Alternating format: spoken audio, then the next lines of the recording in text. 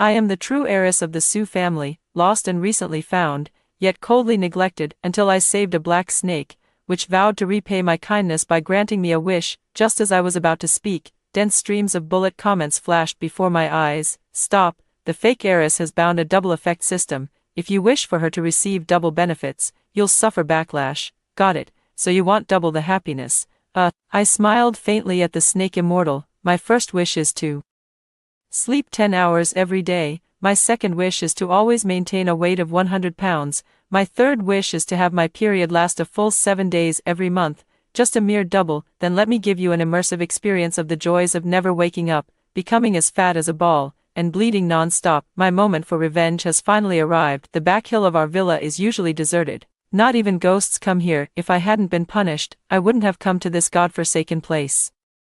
Today, Suifang, that so-called sister of mine, the fake heiress who stole my identity for 17 years, started crying to our parents this morning just because I used her bathroom. She accused me of bullying her and deliberately making her late. As a result, I got punished. How impressive. Clearly, I'm the Sioux family's daughter, drifting aimlessly for 17 years, enduring all sorts of hardships in life. Though I was found and brought back 3 months ago, in this family, I live like an invisible punching bag. Life is nothing but bitterness. The one who promised to shelter me from the storm ended up bringing me the fiercest tempest. I swung the broom angrily, sending fallen leaves swirling through the air. Hiss hiss, a faint sound made me pause my movements. Following the sound, I noticed something seemed to be trapped beneath a loose, large rock. It was pitch black. I moved closer and poked at it with the handle of a broom. It's a snake. Its entire body was pitch black, only as thick as a child's arm, and now its tail was pinned under a rock, looking barely alive. It raised its small triangular head. Its dark, inky eyes stared straight at me. Unlike the usual fear seen in animals, there was something almost human-like in its gaze. As if guided by supernatural forces, I threw aside the broom and struggled with all my might to push aside that stone. The little black snake gained its freedom but did not slither away immediately. It leisurely coiled itself up, raised its head to look at me, and with its mouth opening and closing, a clear yet ancient voice resonated directly in my mind. Mortal, I am a serpent immortal who has cultivated for 1,000 years. Today, thanks to your aid, I have escaped this predicament. To repay your kindness, I shall grant you 3 wishes. Whatever you desire, it shall be yours. My eyes instantly lit up. My heart was pounding wildly. Snake immortal, 3 wishes. Could this be the beginning of my luck turning around? Can I finally settle all the grievances I endured after being brought back by the Sioux family? 100 million. I must have 100 million first. With money, who would still care about this hypocritical Sioux family? Just as I was about to speak, rows of semi-transparent text with various colors and effects floated past my eyes without warning, strikingly similar to the bullet comments on video websites. Here it comes. Famous scene alert. Run, supporting female lead. This wish must not be made. Ha ha ha ha. Sioux Ifang's double system is already itching for action, not only stealing luck, but the female lead is also determined to drive the supporting female lead to her death. I blinked rapidly, thinking it was an illusion, but those words were still there. Even scrolling. Poplar sis, stop imagining. If you wish for 100 million, Suifang will instantly get 200 million. She'd be over the moon. I can't even. Go ahead and make your wish. Supporting character, 1 wish and you'll be speechless. It's all the female lead scheme. She's already bound you to that lousy double system. You make a wish, she reaps double the benefits, and you suffer the backlash. The female lead effortlessly gains billions and peerless beauty, while the supporting character suffers the snake spirit's backlash, meeting a gruesome end. TSK, not even bones left to gnaw.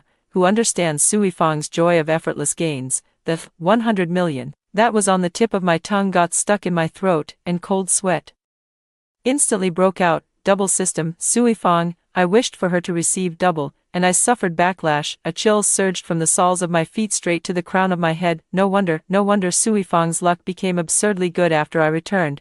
She could win another bottle 10 times in a row just by buying a random drink. Whatever she desires, she always manages to obtain it through some twist of fate. As for me, no matter how careful I am, I always stumble, either losing money or being misunderstood. So this is the root of it all. She actually stole my luck. Overwhelming rage and lingering fear left my hands and feet ice cold. I stared at the little black snake still waiting for my wish. then glanced at those constantly scrolling, spoiler, bullet comments that seemed to come from another dimension. I couldn't make any substantial wishes, but I absolutely couldn't let Suifang get away with this. But should I just let go of this opportunity that's come knocking at my door? No, my mind raced at an unprecedented speed. What wish could I make that not only denies her any benefit but also makes her pay a price? Double deal. Taking a deep breath, I faced the little black snake whose gaze seemed to carry a hint of curiosity, and spoke with utmost clarity, word by word.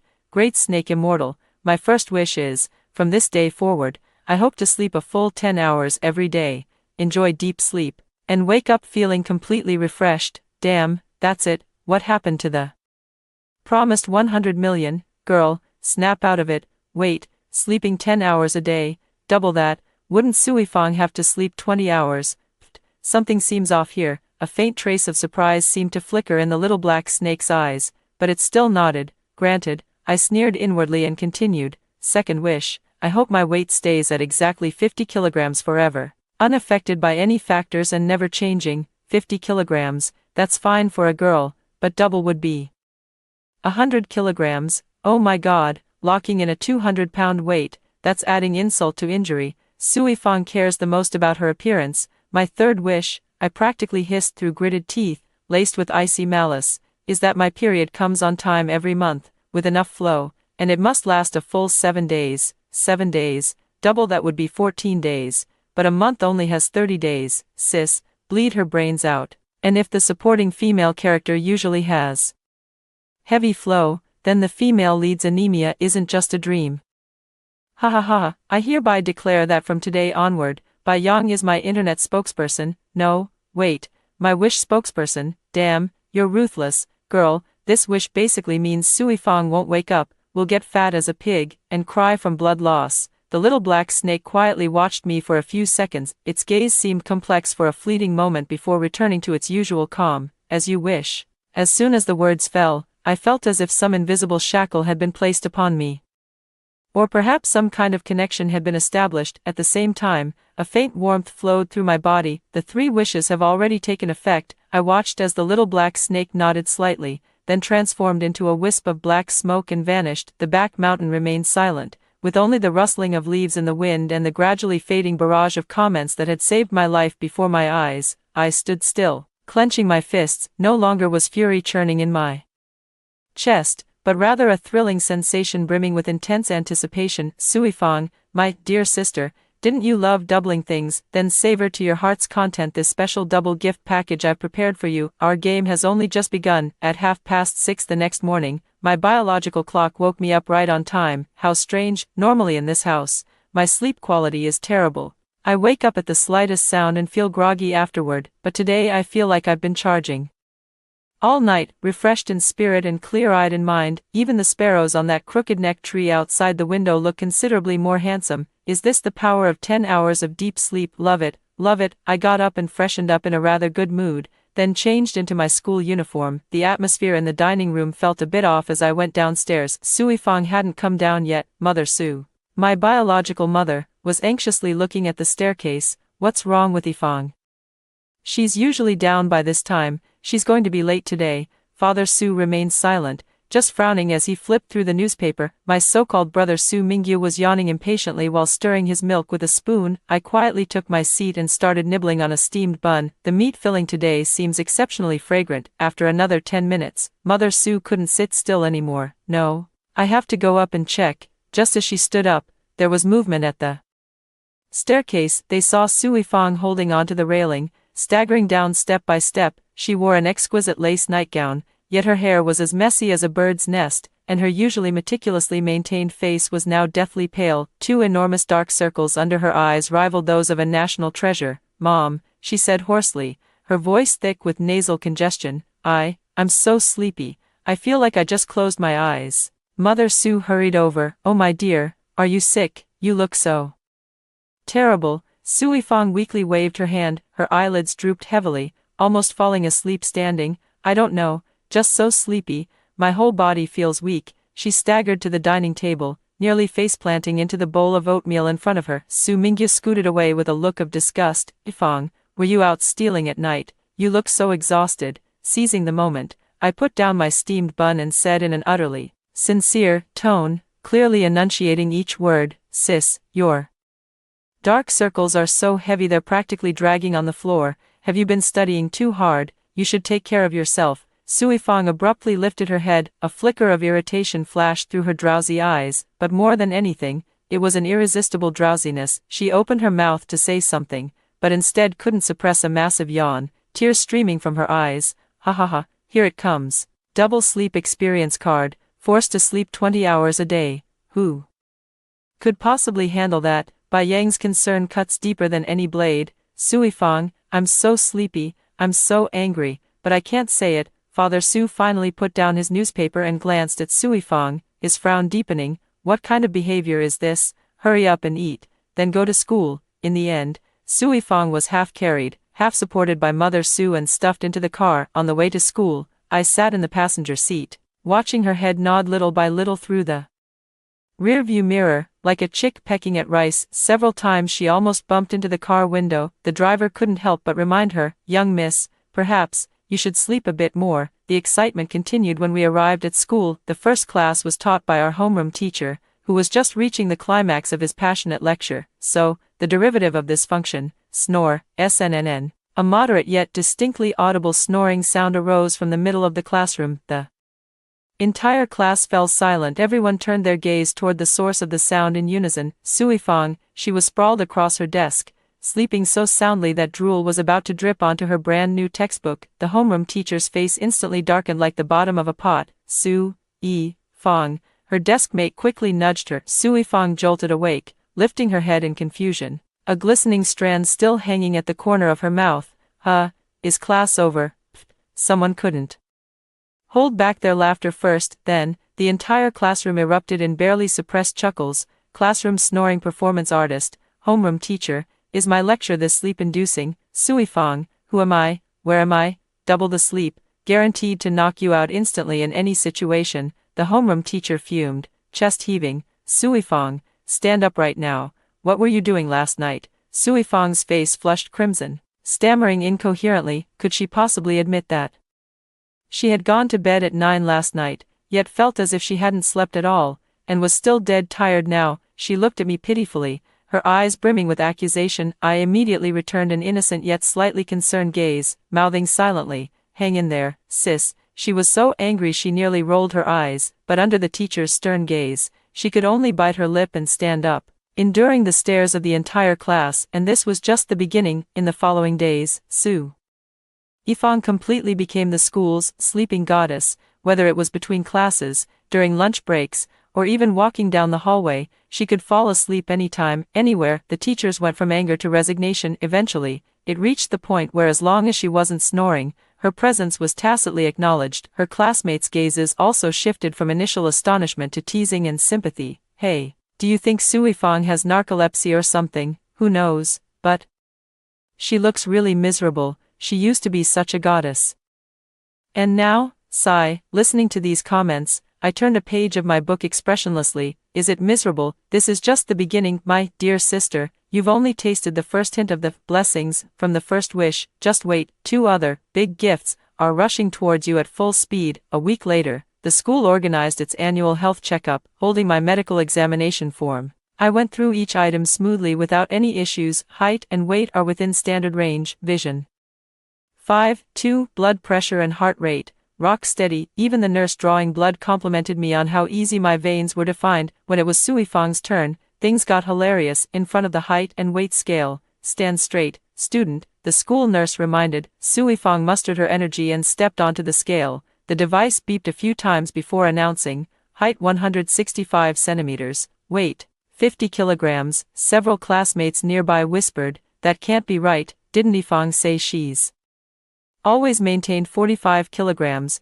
is the scale broken?" Sui Fang herself was stunned and instinctively retorted, "Impossible, I just weighed myself yesterday." The school nurse frowned and said, "Step off and then back on again." Sui Fang stepped onto the scale once more, height 165 centimeters, weight 51 kg, weigh again, 52 kg. Sui Fang's face began to pale. "Here it comes. The weight locking effect is starting to show its power. Double of 100 gene is 200 gene, but this doesn't make sense, are you dumb? Bai Yang wished to maintain his own weight at 100 Jin, while Sui Fang got the double effect, meaning her weight uncontrollably stabilizes and increases toward 200 Jin, damn, directly locking it at 100 Jin, that's adding insult to injury. Sui Fang took the most pride in her light weight, but now, this was just the appetizer. Then came the blood pressure and heart rate measurement. Sui Fang sat down, and the machine buzzed for a while. The school doctor frowned at the display screen.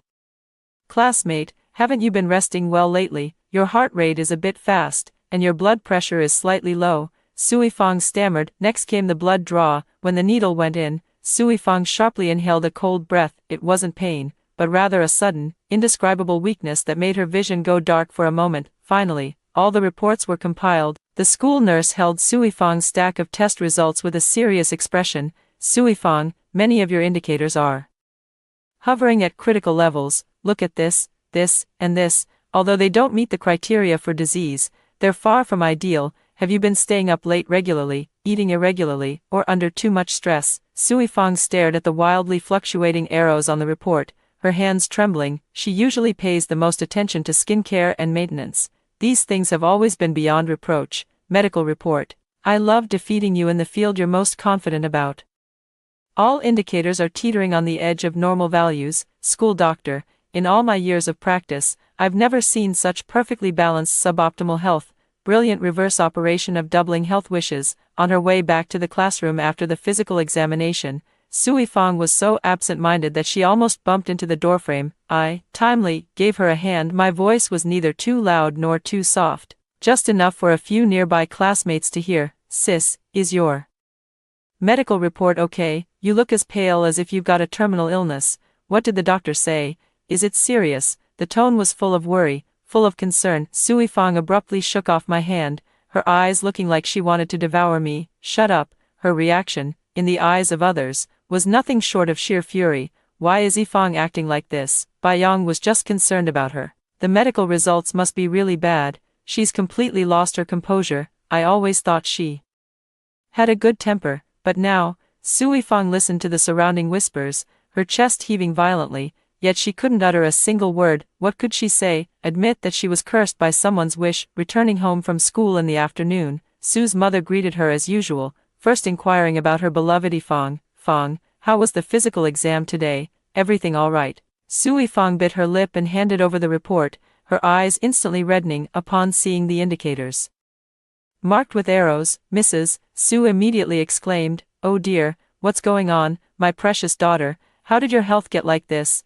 Is it because you're not eating or sleeping well at school, or has someone been giving you a hard time?" As she spoke, she cast a meaningful glance in my direction. I was changing my shoes and looked up at her words, wearing just the right amount of surprise and concern on my face. "Mom, don't worry. Maybe sis just, well, needs some nourishment. I've heard sudden weight gain can sometimes be a precursor to endocrine disorders, and her complexion is so pale.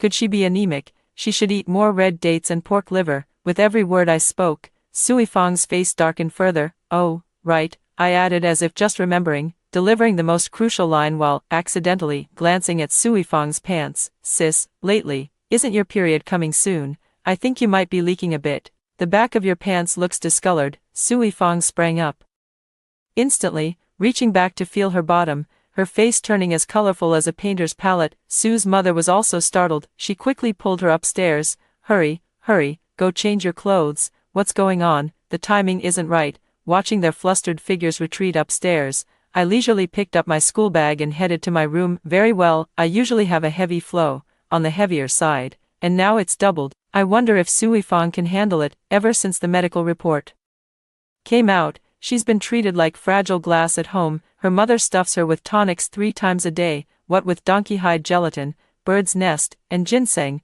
They practically wanted to fortify her into an indestructible body. Alas, how could mere mortal tonics contend with the power of a wish? The next day in math class, the teacher, nicknamed Grim-Faced King of Hell, was solving a complex problem in analytic geometry on the blackboard. The classroom was so quiet that only the sound of chalk tapping against the blackboard remained. Suddenly, Sui Fang, who was sitting diagonally in front of me, stiffened abruptly. Her face instantly turned pale, and fine beads of cold sweat broke out on her forehead. She clenched her legs tightly, her entire body frozen in an extremely awkward position on the seat. Alert, alert, the third wave of attack has arrived on the battlefield. 14-day deluxe period package. More for the same price, delivered right on time, double effect, double the pain, double the flow. Sui Fang, I feel like I'm about to hemorrhage. I could clearly see her hand gripping her school uniform skirt tightly under the desk, her knuckles turning white. Sui Fang, the math teacher turned around and adjusted his glasses. Can you tell us how the auxiliary line should be added in this step? Sui Fang trembled all over, struggling to stand up, but the moment she moved, she gasped sharply and slumped back into her seat, her face drained of color. Teacher, I have a stomachache. Her voice was weak, choked with tears. The math teacher hated it most when students made excuses during class, especially someone like Sui Fang who'd been causing frequent disruptions lately. His face darkened. Stomachache, weren't you fine just moments ago? Stand up and answer the question. Sui Fang was almost in tears. She felt like she was already flooded, with every movement risking a dam breach, but under the teacher's stern gaze and the watchful eyes of her classmates, she could only grit her teeth and muster all her strength, pushing herself up inch by inch with excruciating slowness. Just as her bottom was about to leave the chair,